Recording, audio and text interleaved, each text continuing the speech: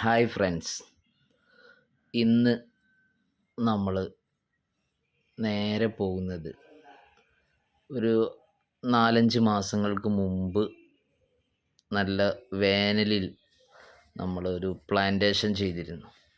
അവിടുത്തെ ഒരു വിസിറ്റ് കൃത്യമായിട്ട് അന്ന് വേനലായതുകൊണ്ടും പിന്നെ തൈകൾ വളരെ ചെറുതായതുകൊണ്ടും കൂടുതൽ വളം കൊടുത്തിട്ടില്ല.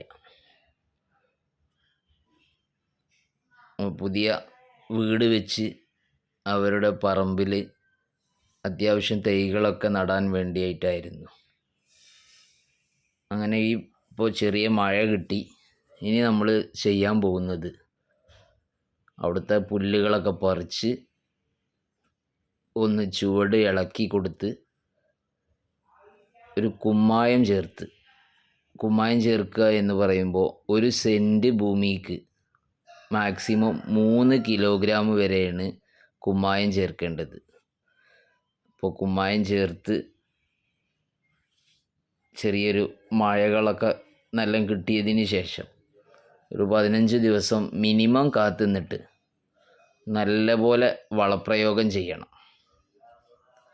നല്ലപോലെ വളപ്രയോഗം എന്ന് പറയുമ്പോൾ ശരാശരി 1 വർഷം പ്രായമെത്തിയ തൈകൾക്കാണെങ്കിൽ ചുരുങ്ങിയത് ഒരു 10 കിലോഗ്രാമെങ്കിലും വളമിട്ട് കൊടുക്കണം.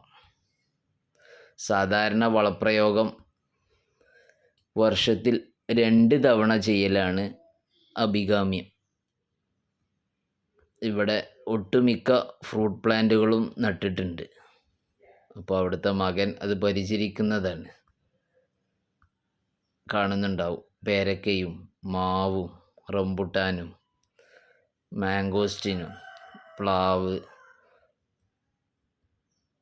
മാവ് തന്നെ ഒരുപാട് വെറൈറ്റി നട്ടിട്ടുണ്ട്. അപ്പോൾ വളപ്രയോഗത്തിൻ്റെ കാര്യത്തിൽ നമ്മൾ കൃത്യത പാലിക്കുന്നത് ഫലം കായ്ക്കുമ്പോൾ അതിൻ്റെ അനുഭൂതി ആസ്വദിക്കാനും കൂടിയും കഴിയും. വളപ്രയോഗം എന്ന് പറയുന്നത് കൃത്യമായത് ചെയ്തെങ്കിൽ മാത്രമേ നമ്മൾ പ്രതീക്ഷിക്കുന്ന റിസൾട്ട് ഉണ്ടാവുകയുള്ളൂ. അപ്പോൾ ഇവരുടെ ഭൂമിയിൽ ഒരു മരങ്ങളുമില്ലാത്ത ഒരു ഭൂമിയായിരുന്നു. ഇപ്പോൾ അവരുടെ ആവശ്യത്തിനുള്ള ഒട്ടുമിക്ക മരങ്ങളും ചെറിയ തോതിൽ പച്ചക്കറികളും ഒക്കെ ചെയ്തിട്ടുണ്ട്. ഈ പുതുമഴയിൽ വന്ന പുല്ലുകളാണ് ആ കാണുന്നതൊക്കെ. അതൊക്കെ പറിച്ച് വളം കൊടുക്കണം. അതല്ലെങ്കിൽ നമ്മുടെ വളം മുഴുവൻ ഈ പുല്ലുകൾ വലിച്ചെടുക്കും.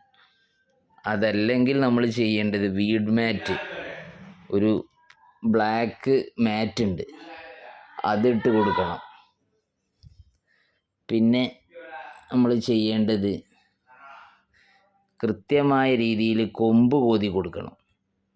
കൊമ്പ് കോതുക എന്ന് പറയുമ്പോൾ വളർച്ചയെ ത്വരിതപ്പെടുത്തി അതിനെ ഷെയ്പ്പാക്കി മാറ്റി ട്രെയിൻ ചെയ്യുന്നതാണ് ഉദ്ദേശിക്കുന്നത്.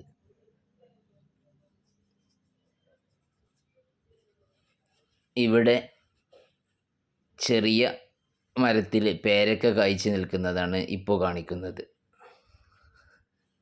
അതാണ് നമ്മുടെ ഈ കൃഷി, അതല്ലെങ്കിൽ പഴവർഗ്ഗങ്ങൾ നട്ടുപരിപാലിക്കുമ്പോൾ കിട്ടുന്ന ഒരു മാനസിക ഉല്ലാസം എന്ന് പറയുന്നത്.